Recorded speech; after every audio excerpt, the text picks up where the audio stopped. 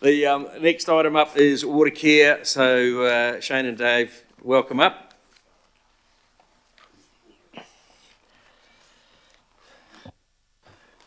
So an update on your capital program, and no doubt you'll have a comment about city centre stuff.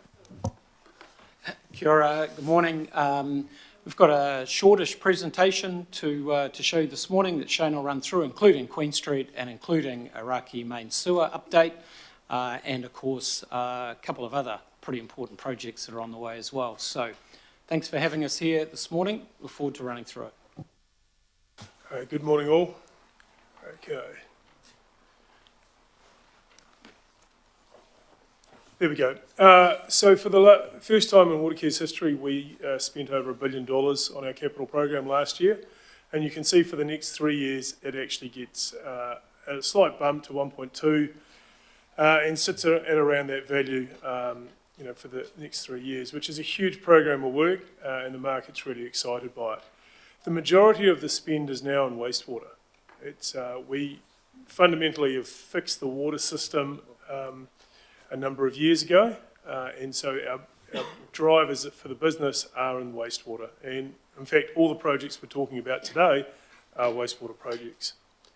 So this little one you're all familiar with. There is great news on the at this stage where we have finished the stage 1 repairs, and we are now demobilising the pump station, starting to remove the pipeline that's in St George's Bay Road. And then backfilling the hole in the car park. And we're moving it as fast as we can. It's obviously not as fast as people would like, but we need to do the work in a very constrained environment, and it's been very, very challenging. Putting the liner inside the sewer has been impacted heavily by the weather. Every time it rains, we have to get out of the sewer because the flows just get too high for people to work in that area safely. We are now moving into stage 2, and I know I've met a number of you out on site to discuss the works. We're starting to work inside Albarian Reserve. I think the next slide shows it. So we've established a presence there, and the liner is on its way, and that work is due to be complete in early to mid 2025. The stages 3, 4 and 5 need resource consent. It's not considered an emergency, it's considered urgent, but not an emergency. So therefore we will go through the process of getting consent. We're optimistic that we'll be able to start that work in mid-25. It does mean we will be in Albarian Reserve for approximately 2 years, however. The photo on the right shows effectively what we're working in. We put a liner inside the existing sewer, which is approximately 110 years old and as I say, it needs some maintenance. And then we grout the annulus between the liner and the existing sewer. And you can see the picture on the far right is in fact the sewer fully enclosed inside the sinkhole where all the work's been taken. So the team have done a fantastic job, very, very difficult conditions, but we've still got more work to do. And subsequent is that we've now got a section of this sewer to reline inside the Queen Street project as well, and I'll cover that in a minute. All right, where's that go? Central Interceptor. This used to be my baby, or my only baby. Now I've got lots of other little children that I've got to work on. So it's a big baby. It is, and actually next week marks a huge milestone for the project, and that the original stopping point was Western Springs, and on approximately lunchtime on Thursday next week, the TBM, which is currently under Stadium Drive, will in fact arrive at Western Springs. The team has done a fantastic job to get there. Thank you. However, we decided that wasn't good enough, so we've extended the tunnel twice, and we're now going to Point Erin. We're working on every single site. Some sites are actually finished, so Miranda and Dundale and Blockhouse Bay and Mount Roskill we've actually left site. And we're gearing up for bringing the southern section of tunnel into service towards the end of this year. In fact, the pumps at Maungari Pump Station will be starting to run on water next week as we start our commissioning processes. The photo on my right is the Western Interceptor at Haycock Ave. We are now starting to cut into the existing sewers Live sewer environment, very, very hazardous, but very, very well planned, very, very complex, and all being done without interrupting service, because you cannot turn the wastewater system off. It keeps running. So rather than me talk about this project, I've got a video. So the highlights, here we go.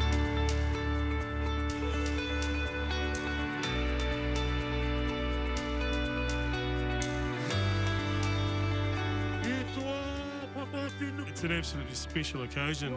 It's the start and the journey.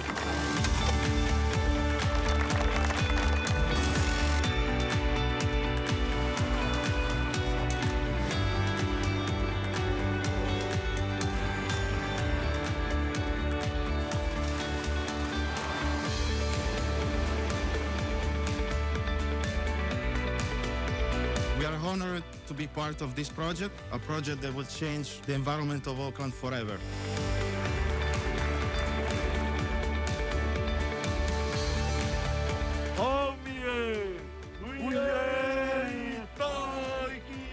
Well done.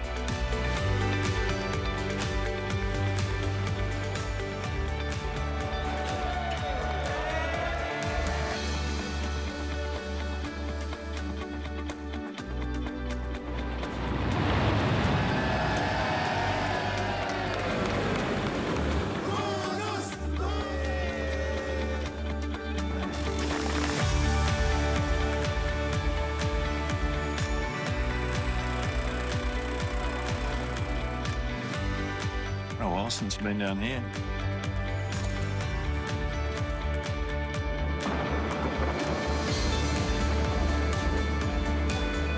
Supporting infrastructure in Auckland for years to come.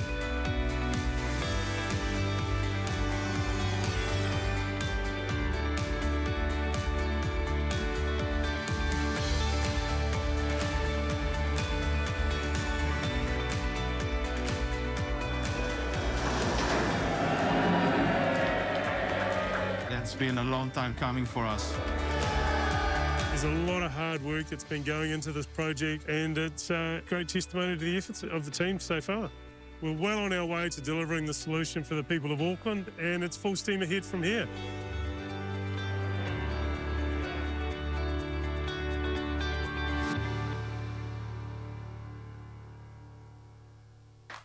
Thank you. So for those that haven't got to see it, I really encourage you to come to site. We can facilitate those visits. It is a once-in-a-lifetime opportunity. And unlike CRL, when we're finished, no one's ever going back inside this tunnel. That's the reality. It's not something you'd want to go into. But the work we're doing is just stunning. And the team is just fantastic. So I'm justifiably proud of that project. But we're not quite finished yet. So, and I heard the comment about legacy and what legacy we're leaving collectively as a council family. And I think this is where we're showing how well we work together. So the Western Isthmus project, is effectively taking what the benefits of Central Interceptor were and not doubling it, but squaring it. We are going to end up with a massive improvement by doing this combined program. The Herne Bay, St Mary's Bay wastewater and the stormwater upgrade, we've got the consents. I know we went through some angst around using Salisbury Reserve for 2 years, and we'll stick to that. It is primarily done by tunnel boring machines again, so the disruption will be around the shaft sites. We've got a great working relationship with Healthy Waters, and we're doing our best to make sure that we capture the functionality that it actually delivers all the benefits we want. And I know I was recently on television, there was some miscommunication for which I apologise for, but we are working to an end date for this scope of works by the end of 2028. And I think it's shown best by this. I'm really not pointing this in the right direction. This is the before, and we talk about the legacy that as a council family that we're delivering, that's what we end up with. And you talk about changing Auckland forever, that's what we've done. We're undoing 150 years of environmental degradation, and it took a lot of foresight by a lot of people. I was the person that got fortunate enough to deliver it. But I look at these pictures and I go, this is once in a lifetime for all of us. So we should all be patting ourselves on the back in the end of 2028 that we've actually achieved this, because it would have been a lot easier just to not do it. So I congratulate everyone who's supported us on this journey. Queen Street, as has been discussed earlier, so I won't cover this in too much detail, except the fact that we've now got a great working relationship with the Auckland Council Group, clarifying what actually is required and by when, and we are working towards particularly part 3 completion date being the end of 2025. The complicating factor in this is that subsequent to the sinkhole, a more detailed condition assessment of the OMS has been done. It's highlighted that the section in blue really needs to be relined now, so we've changed the contract around and we will include that as part of this project. And then there's some subsequent parts, which is 1, 5, 4 and 6. You may wonder where part 2 is. We optimised the route, so we deleted part 2, and the good news is that we've come to a very good agreement with council around going through Grays Ave car park as opposed to going under the underpass. So that's a great outcome for the family as well. So that's Queen Street. It is going to be tight from a timetable, but I have put this project under the Central Interceptor Group to deliver, because one, they are the best from a client side, the best tunnelling group going, and so if anyone can deliver that, it will be them. We're leveraging off the experience of what we've done on CI as opposed to trying to recreate the wheel. So slow start, but we're aiming for a very, very strong finish. And finally from me, all can't be that bad with the world in Auckland if you can get a photo of a tui outside one of our construction sites in Mount Albert. I reckon that's pretty cool. That's right outside the Norgrove Ave shaft site, and we get these visitors a couple of times a year when the trees bloom. And so it's not all bad with the world. Happy for any questions. Thanks, Shane. Well, before we do that, does someone like to move? Yes. Thanks, Chris, and thanks, Deputy Mayor. Okay, Wayne. Looks like a Taiwan cherry. So just got a question around the diversion project, which essentially is dealing with combined wastewater and stormwater.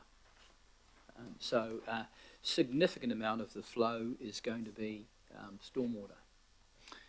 The question I've got goes like this.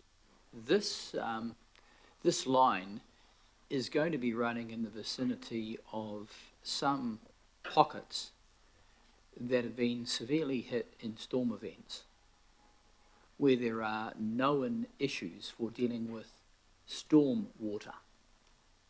That includes parts of Grey Lynn. It's in the vicinity of parts of Mount Roskill that are impacted by stormwater that once upon a time were old swamps. Is there any prospect that this facility could be used for dealing with stormwater into the future, given that it's already taking stormwater and large volumes because of stormwater intrusion and the combined systems?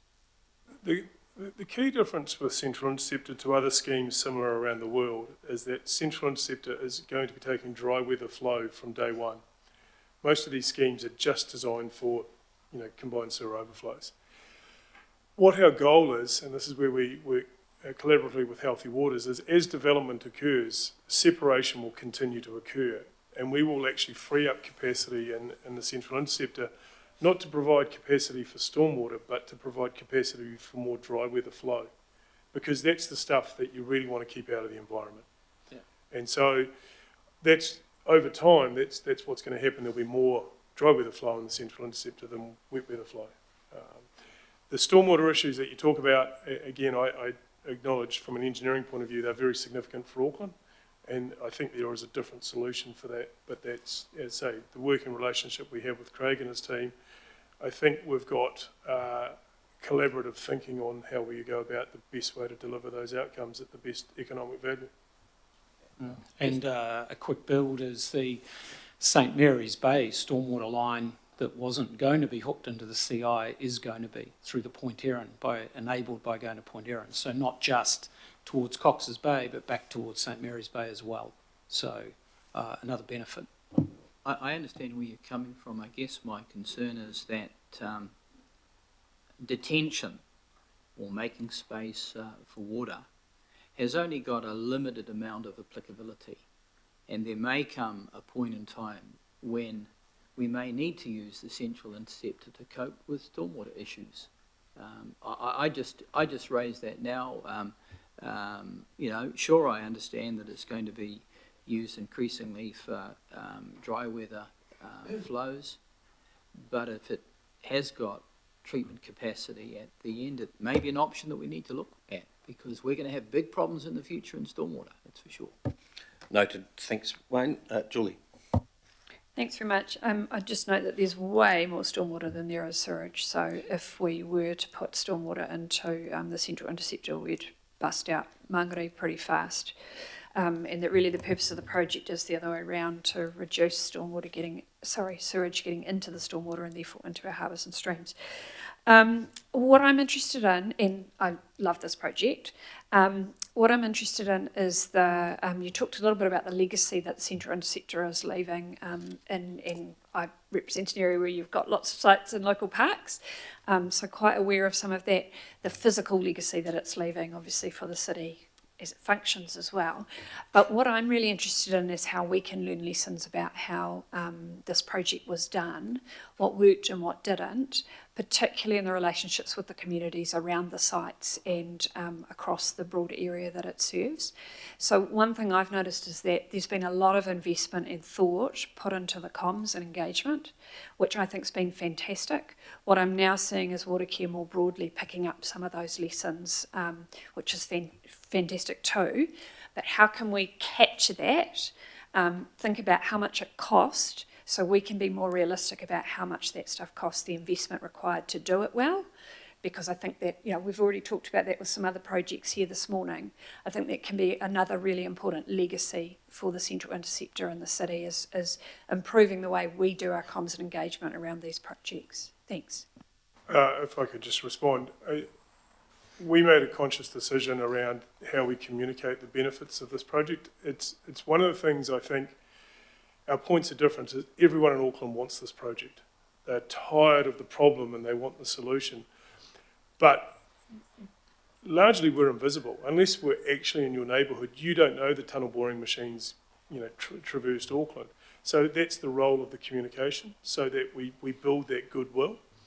I guess it's the other one of the reasons I've been brought across back into the mothership, as I call it, is to bring this approach that I've had on CI, which the board and Dave have been very supportive of, and saying we want more of that. And so that's what I'm trying to bring to my wider portfolio, because, you know, we often see the problems, but we're not seeing the huge investment that Watercare is doing and the work that we're going through to deliver these outcomes and you know, change the city forever. So we are trying to do more of it. We've got the Mobile Discovery Centre. We're looking at repurposing that to being a broader Watercare and wider project, because we found, rather than have people come to a fixed place, going to the people, you know, it just helps the brand and tell our story. And are you having those conversations with our other CCOs? Because I think AT in particular, that would be really valuable. At this time, I'm still relatively new under the desk, so I haven't, but always helpful to do it. If I'm being really selfish right now, I'm fixing the wider part of my business, and then we start. But we are here to help anyone that wants to learn from what we do, because I'm, particularly on CI, I'm exceptionally proud of what we've done to date, and what we've just got to do now is get to the finish line. Well done, thank you. Thank you. Thanks, Richard. Thanks. Chair, got three quick questions. The first one is on Queen Street. Could you just sort of maybe explain the benefits? Because that is going to be, people are going to hate what's coming, even though you're trying to reduce but you know, why it has to happen, and you bring it about 5 years forward, even though most people won't see it that way. Growth, overflows, redundancy. It's at some point we're going to have to do this, and it's going to be disruptive. What we've got to do is minimise that disruption time and do it, you know, as it's been expressed around the table today. If we're going into a neighbourhood, do it once, get it all done, and then we're out. And as I think there was a comment made about some of these assets have lasted 100 years and have had no work done. Well, if we can get that life out of it, then, you know, we are coming in fairly infrequently. But those are the three drivers. Thank you. On the job pipeline, I met with Priyan a few weeks ago. Good discussion, but you've got CI and these quite big projects. Do you have a pipeline of work to try and keep all those skilled people that are working on the projects?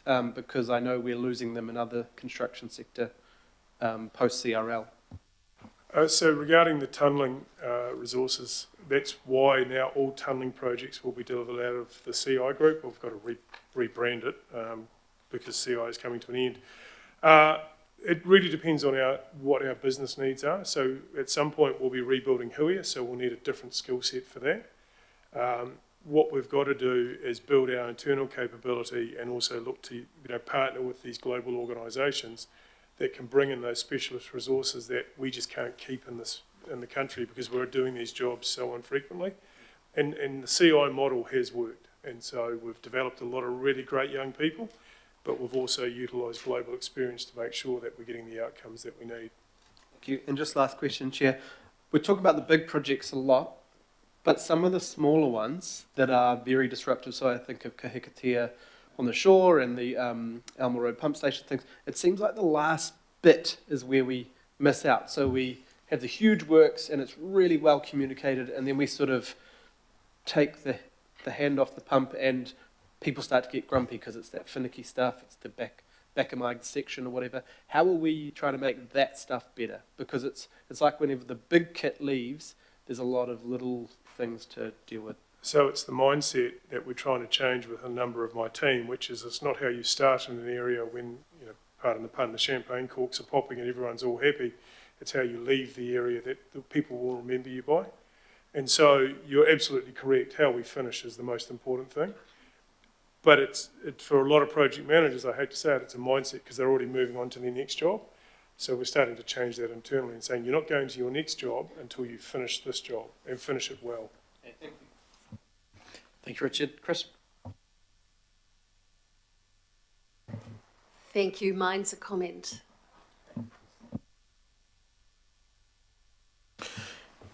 Yeah, Mr. Chairman, I want to ask a question of these people, but I don't believe you'll be in a position to answer it. However, I'll explain why I'm going to ask it and then you can tell me you can't.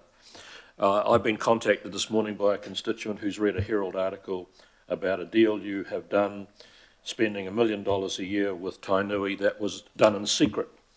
And the Herald says it was never made available to the public, it was never disclosed.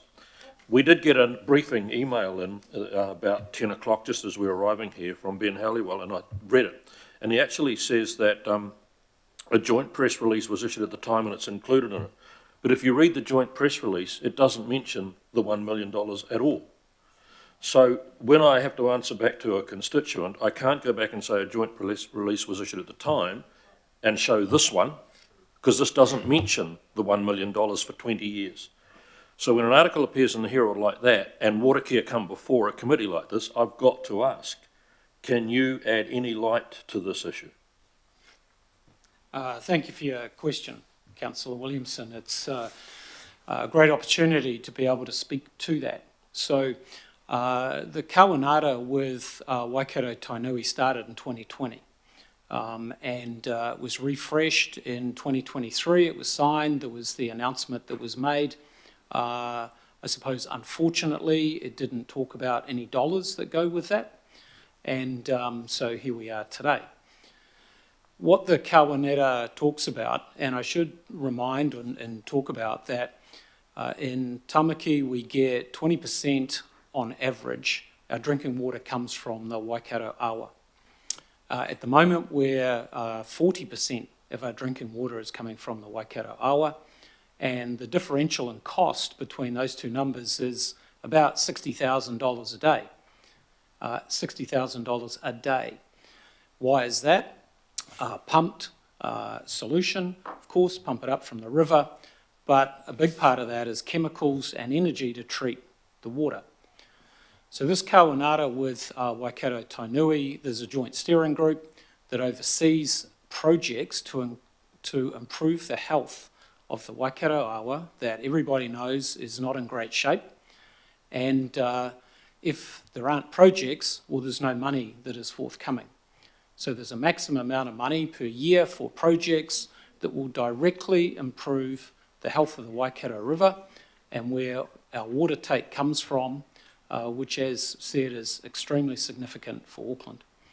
In terms of other headworks that we do, so in the Waitakere Ranges and in the Hanua Ranges, we have also lots of projects that go on, some in conjunction with council parks, some in conjunction with others, so that again, the quality of the water that we utilise to turn into potable drinking water for Auckland is improved, which actually directly reduce our costs over and above, many times, over and above any money that we've spent on the projects.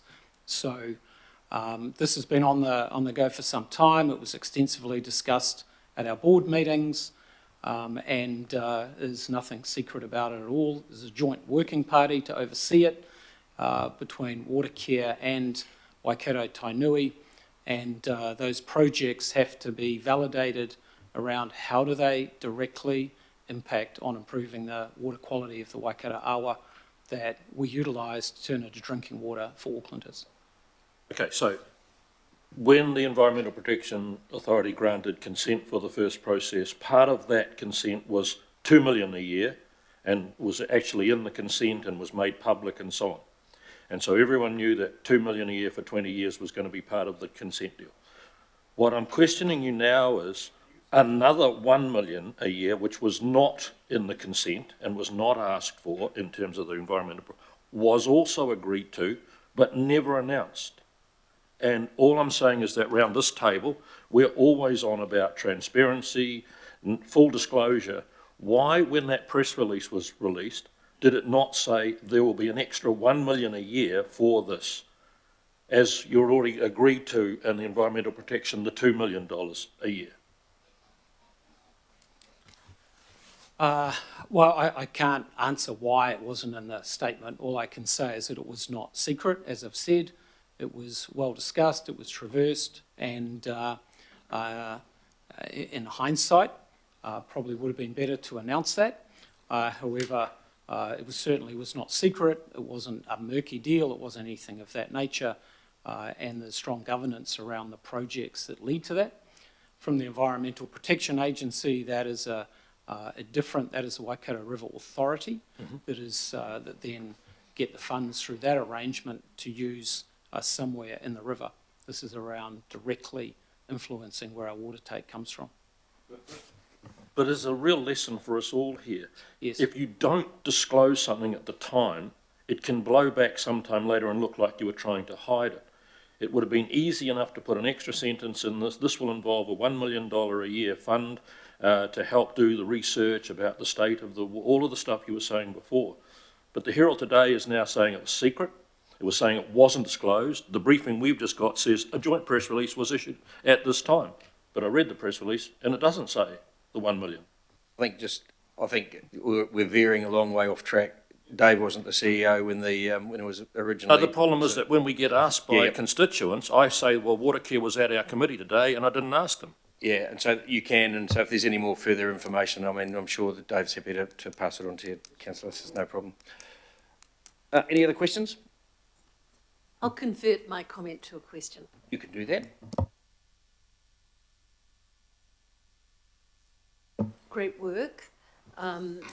My question to you is around, in acknowledging where you've got to date, these projects have awfully long horizons. So I can't sit here today and not think of the passionate advocacy that we've had from the Mark Fords, from the Ravine Judderams, the people who week after week after week brought the advocacy to this chamber to have the courage to agree to kickstart this project. So while we look at it, technically it probably only started in 2019, it started one awfully long time beforehand. From what you're experiencing, and there is a call for having a longer horizon and bipartisan support for major infrastructure, what is your experience telling you on getting these sorts of projects off the ground? So there's actually one fellow that probably needs to get the biggest recognition. He's sitting over my right shoulder, and he'll never admit to it, but this central interceptor would never have happened without Craig McElroy. And the impact he has had on the wastewater system in particular, from starting with Wastewater 2000, which has led to Mangere being a world-class facility, and central interceptor, it would never have happened. Yes, we were very fortunate. See, I was 10 years in the planning. We planned it really well. We have literally followed the rule book on how to deliver these projects, which is plan slow, deliver fast. Yeah, I'd like to think that when we do similar sorts of projects, we've adopted the same approach. We've got people on the journey with us, and before we start, we know exactly what we're delivering. And that's how you get the value. So I think you are 100% right with the support we've had from the council, from within Watercare. It's that drive to actually see what the future can be, and we're now delivering it. So it's just fantastic. You are quite right to include Craig in that. I was just looking back at those who were not present, but and his sartorial excellence that he brings into this chamber on a regular basis. But there is a lesson for us in understanding these projects take decades in the planning and execution. If I could just add that by around 2045, Auckland is likely to need a new source of drinking water. And so, that's quite some time away, but that is top of mind for us right now from a planning perspective, and how to make sure that the people who are here in 2045 go, well, the people in 2024 at least started doing things, and earlier. But that is coming sooner than we would like, I think. Thank you, team. Any further questions? None. All right. Thanks, guys. Take a step back. Desi, you have a comment? Thank you, Chair. Yes. Apologies for that. Look, I just want to say a huge thank you to you both, Shane and Dave. From my perspective, I'd love to give you a bouquet. The reason I didn't have any questions is that one of your people, Ben Halliwell, has just been outstanding in his communication to me about the Ōrākei sewer problems, Alberon Reserve, and I know that you've been able to tackle all the issues around that. The way that he keeps me up to date on all those local projects, and I know Richard mentioned, sometimes it's the little things, not the big things, but he seems to be over those little things, and his communication has been outstanding. So I'd like you to pass on my particular vote of thanks, and I'd like to do it in public for that. Look, just on the specifics, the Ōrākei sewer has been horrific for Auckland. It's been horrific for you, but the way that you've handled that, has been as good as it could get, I think. I want to be there when there is no hole anymore and you walk away. I think that'll be a major day for us. On the Central Interceptor, thanks for continually inviting us out to see that project. It is, of course, our largest wastewater project in the country, and the way that you've handled that and the work that you're doing is exemplary. So no questions, because of great communication with those of us who have to sell it to the community. And then just finally, a little thing, Alberon Reserve. Rubbish bins have been a contentious issue for us. You were given a footprint, the footprint took away the local rubbish bin, and as soon as you're alerted, the guys moved their footprint back. Sometimes it's the little things that makes a difference. Thank you. Thanks, Desley. Alf? Thank you, Here Mana, and my only comments that I have is one around the Central Interceptor, and having been around that table when this whole program started, and I've always said this, and I will continue to say this, is that Mangere, even though we didn't want it, we still continue to get your SHIT here in Mangere, but I need to congratulate Watercare on the work that you have done. And my closing comment is also congratulations on the relationship with Waikato Tainui. That is so important. I had gone down to a meeting with Waikato Tainui and their board, and ended up sort of having a talk and getting really straight from them around why this relationship is so important. So to you, to Water Care, congratulations. Thank you, Chair. Thanks, I Alf. don't know- Any other, Oh, yeah. Thank you. any other comments? No, just Shane. Just it's always good watching your kids grow up. It's even better when they do well, mate. So good luck, and thanks very much. And I think it's all been said, and we look forward to the day when it's all pumping nicely down towards Alf's place. Okay, it's been moved and seconded. Those in favour say aye, and against carried. Thanks, team. Righty ho, Craig. If you could bring your swell.